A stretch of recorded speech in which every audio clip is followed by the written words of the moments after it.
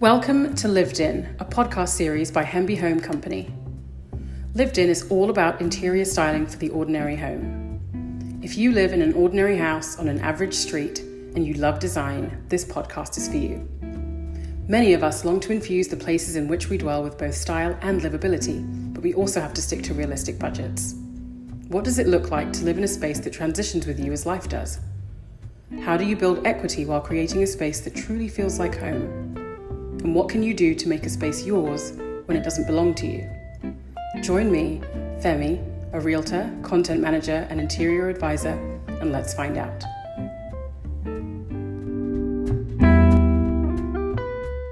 Hello, welcome to the very first episode of Lived In. I will start by introducing myself.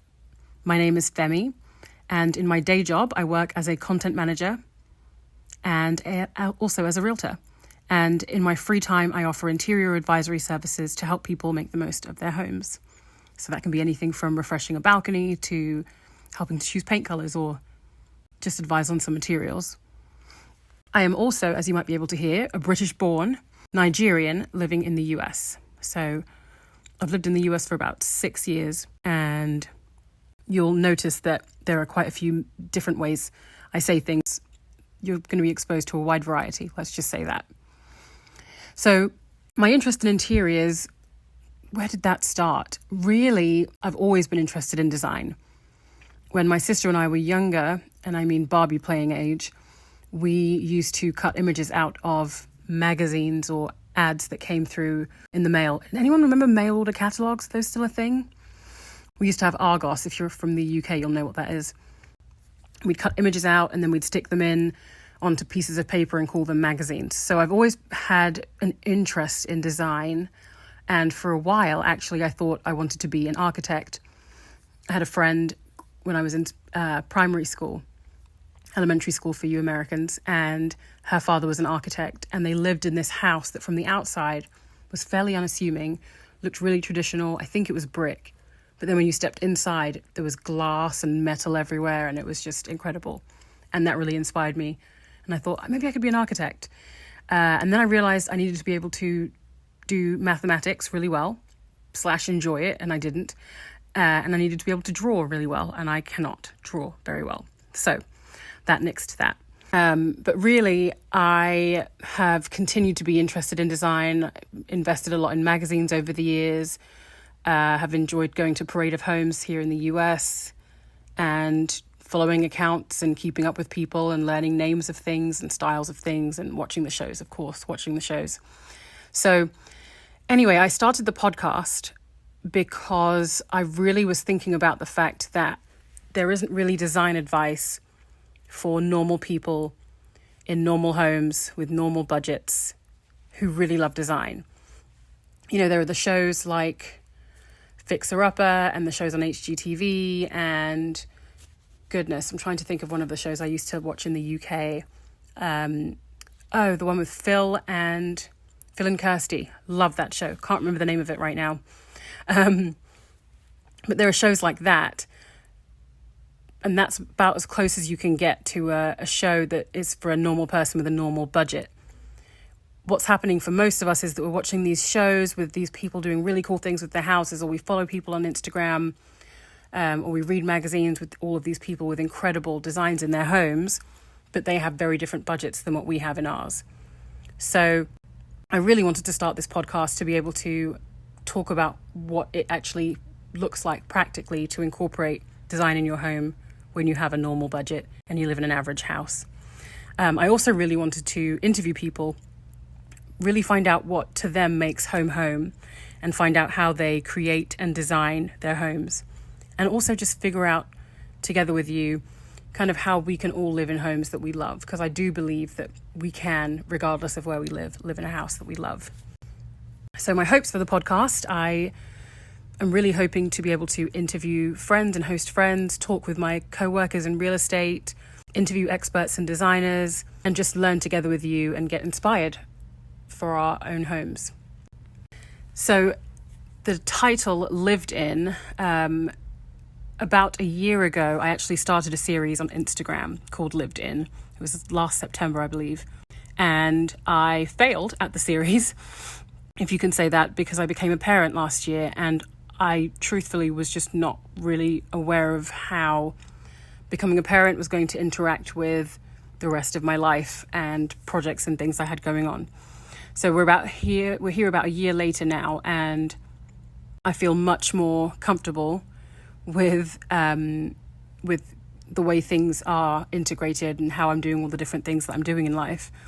And then I also started a job back in February as a content manager, and part of that job involves working on a podcast. And so I've really had good exposure to various parts of the podcast. I do a lot of the content sourcing, figuring out who to interview, and then providing edits on the podcast. So I've gotten to do quite a bit, and this really felt like the right platform for this kind of content.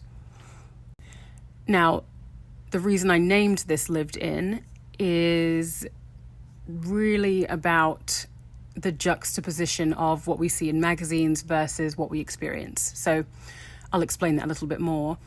When I am looking for inspiration, I go to Veranda, I go to Architectural Digest, I go to Elle Decor, I go to the Vogue magazine, I go to House Beautiful, I go to Instagram and Pinterest. And what I love about those sources is you get so much diversity of design, and you get incredible innovation and creativity. People are using the materials that you wouldn't necessarily expect them to use. So they might have marble baseboards, they might have aluminum countertops, and you just get to see a wide variety of design influence and people who are just at the top of their game when it comes to design. The challenge with that is then when you compare it to real life. So, for example, I work as a realtor, and as a realtor, the average home, the largest volume of houses that sell, that price point is under $300,000. And, you know, these are not 4,000 square foot homes. They are not custom built. They aren't selling sunset style homes. These are fairly bog standard 3-bedroom, 2-bath, 1,700 square foot homes on 0.3 acre lots where you can peer out of the window and see in the neighbor's house. That is the dominant home selling in the market in which I live. These are not homes that are styled, you know, they're not designed by interior designers, and they aren't perfect. Most of the time they actually have really awkward spaces. I remember showing a house to some clients, and they were even at a higher price point, and it was a spec home by a builder, and there was this one door that led to kind of nothing, and it was so odd, and it was a brand new house, and I really wondered what happened there. So anyway, these are the types of houses that we're dealing with if we're talking about average homes. And as someone who's, you know, as a homeowner, as somebody who lives in a house, I also think about the way that I live. And when I moved into the area where my husband and I live now, when we moved here, we moved with the furniture that we had, and that furniture was a couch, a sofa that he'd gotten handed down. I think he got it from an estate sale. It was an Ethan Allen sofa, if that means anything to any of you. But we were probably the second or third owners that this sofa had seen. And we moved from an 800 square foot house into a 1,600 square foot house, and we didn't have enough furniture to fill all the rooms.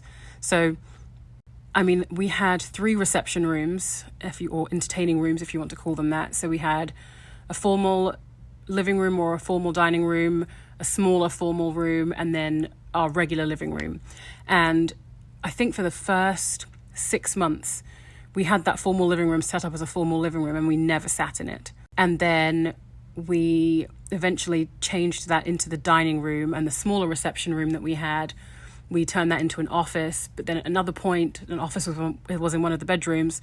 So we use the spaces in different ways dependent on what our needs were. And that's how most of us live. We live in transition versus what we see in a magazine or on Pinterest or on Instagram.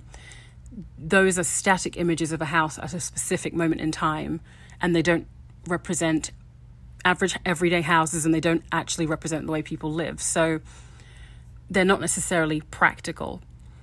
And this is terribly boring, and I recognize that, but I've been this way for a long time. I've long loved practical design. I was the girl dreaming when I was growing up of owning a home that had kitchen cabinets that went up to the ceiling because I don't want to clean on top of them. And I wanted kickboards on the cabinets so that food doesn't get under there. I'm the type of person that thinks about that because I want it to be practical and easy to clean.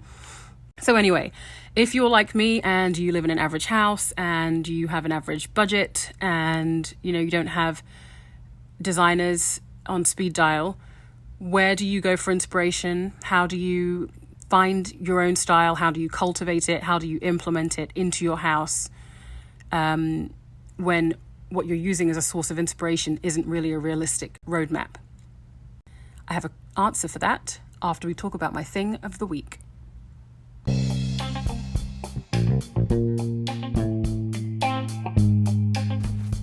Welcome to my thing of the week.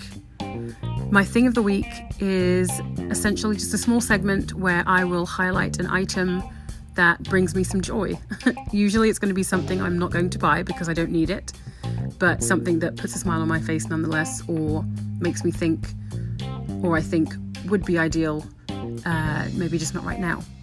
So my thing of the week this week is from Pinterest, or I found it through Pinterest, and you're going to notice a trend there because my weekly night habit is to scroll through Pinterest while watching a television show, so I'm consistently finding things.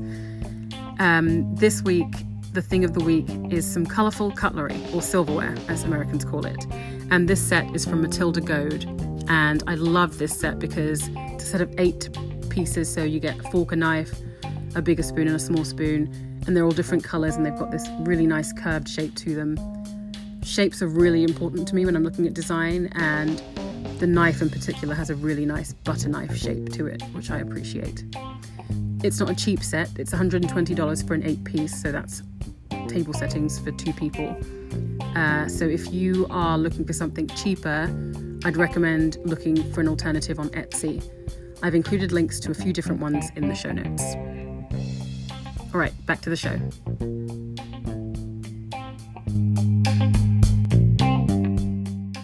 All right, so how do we find, cultivate, and implement the inspiration that we see online as our own style in our homes when we live in ordinary homes?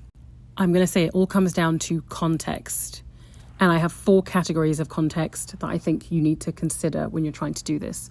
The first one is neighborhood context. So I work as a realtor, and if you've watched Chip and Joanna on Fixer Upper, how many times have I mentioned them in this episode? If you watch them on Fixer Upper, they often say in their intro that you want to find the worst house on the best street. And to a certain extent, that's correct when you're flipping a house.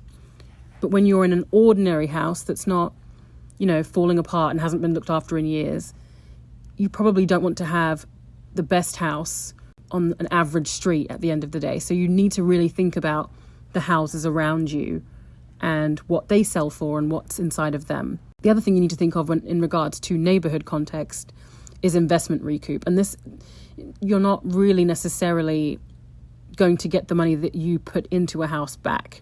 And that's less to do with neighborhood and just life, but it's worth thinking about. If you own a house, let's say a $200,000 house in the US, 1,700 square feet, that doesn't exist anymore, does it? Let's say a $300,000 house in the US, 1,700 square feet, and you put $50,000 into the kitchen, you're probably not getting that back if the rest of the houses on your street are also around $200,000 and 1,700 square feet. So, and even if you could potentially, there's never any guarantee that the money you put in a house you end up making back. So you just have to bear that in mind. And really, you just have to think about your street, your zip code, your postcode does matter.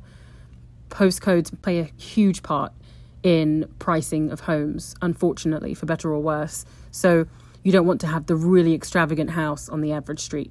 The second contextual thing that you need to think about is the budgetary context. So if you're trying to incorporate style into your home, you have to be realistic about your budget. I am famous for having champagne taste, and they call it a beer budget, I think, in England, or a seltzer budget nowadays.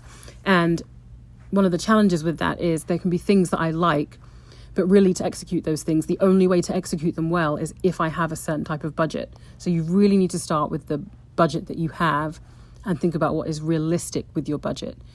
That also means, kind of on the flip side of things, when you're buying something, thinking about if there's a budgetary upkeep to it that you have to think about. So, for example, in our house, we have currently Formica countertops or laminate countertops, and they're like this brown, black mottled design on them. I don't like them, but I can live with them, and I've lived with them, and I've been okay. But we have been working towards replacing our countertops, and I really wanted Imperial Danby marble. You can Google it. I might include a link in the show notes. It's not really necessary, and I don't want them to be too long. But it is the most beautiful marble, and it's the only marble that comes from the United States. So absolutely gorgeous stuff. The challenge of Imperial Danby is that it probably, to do my kitchen, I'd be starting around $8,000, and I'm probably not going to get that money back. So budget-wise, do I want to spend $8,000 on my countertops? Absolutely not. Number one, I have not set aside that amount for my kitchen countertops. It's a really small kitchen. And number two, the cost of the marble, even if I got over that, I still have to really take care of it. And there's a cost to the upkeep and a definite cost for replacement. It's not the type of it's not the type of material that I could just buff out something if it happens. Marble is really soft and it stains easily. So it's just not really a good idea for someone who has a young family like me. So that's something to think about. And because you do have a budgetary constraint, that does mean that you need to be patient. And I really recommend this. I've said this to so many friends. I understand if you're trying to buy a dining set because all you have is patio furniture in your dining room, but don't rush it. Find out what you like, take your time figuring out what you like, and then be patient and wait for the right thing to pop up. Because when you find the right item at the right price, kismet. It's wonderful. We actually found our now current dining table. It's wonderful, and I couldn't have chosen it myself. There's no way I would have found it. And we got it actually from a university surplus sale, and we got it for $6. And when I tell you that this table is long, I mean it's probably 8 or 9 feet long. We regularly have people ask us where it's from, and and I feel embarrassed when I say how cheap it is, because I just feel bad that nobody's going to be able to get a dining table that cheap ever. So be patient with it. Same thing with our dining chairs, actually. My husband had chairs that he'd gotten from an estate sale that we had reupholstered, and they were fine, but they weren't what we wanted. And we looked online, and we kept looking online. We had certain criteria we were really struggling to meet in terms of what we wanted. And so we just kept our chairs. And then one day my husband went to Habitat for Humanity, and there was a set of 6 chairs. I will link them in the show notes so you can kind of see what they look like. But they are designer chairs. They're from High Point, North Carolina, and we got 6 of them for $300 when I think they usually retail for around $300 a pop. So we did really well on that. Live patiently. Right item, right price. The third contextual item is the architectural context. So something to think about is, what is the architectural style of your home? What's the architectural style of the homes where you live? A Brooklyn brownstone is very different to a house in the desert in Joshua Tree. And that's for good reason. So lean into the architectural context. Trying to change architectural features is going to be a lot more expensive than just leaning into the ones that you have. And sometimes different types of architecture can be combined. I see it actually quite a lot. But I see it quite a lot in high-end homes where people have a lot of money to spend and they can do that kind of thing. An example of this is I have an obsession with cottage kitchens. I love Devol kitchens. I love I think it was one of the Coxes from Ham Interiors. I think it's Katie Cox. Love her kitchen. But I don't live in a house where that kind of kitchen makes sense. And so I have to lean into that. You also have to take into account the size of your house. So if you have a small house, a design that you're looking at might not necessarily translate into your house very well. You really need to lean into the realities of your floor plan and the size of your house.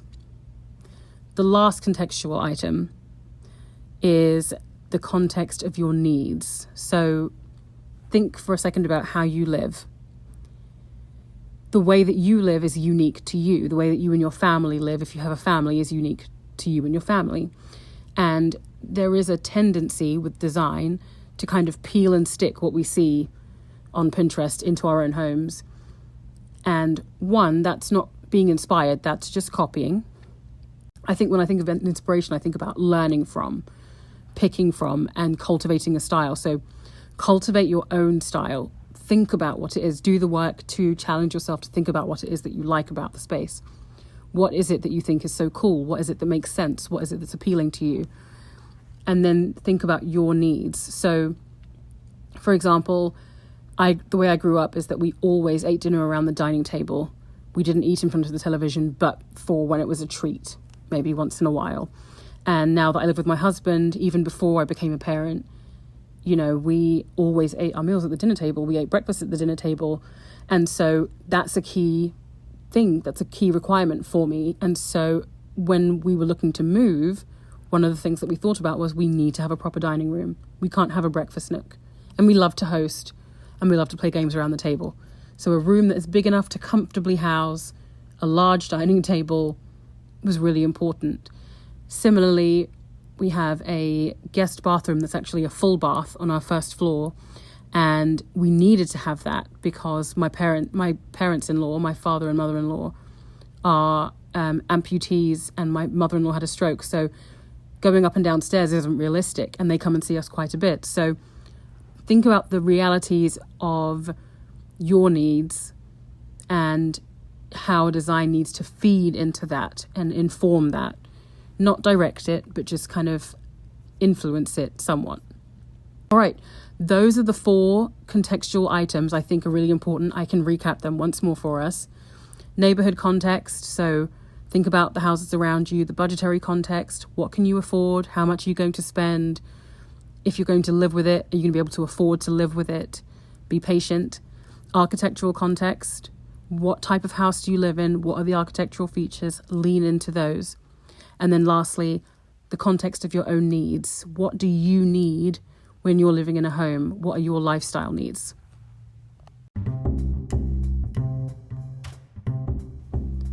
Thank you so much for joining me for this first episode. For our next episode, I'll be interviewing my sweet co-worker, Laura, and we'll explore the joys and the challenges of creating a home and some of what home means to us.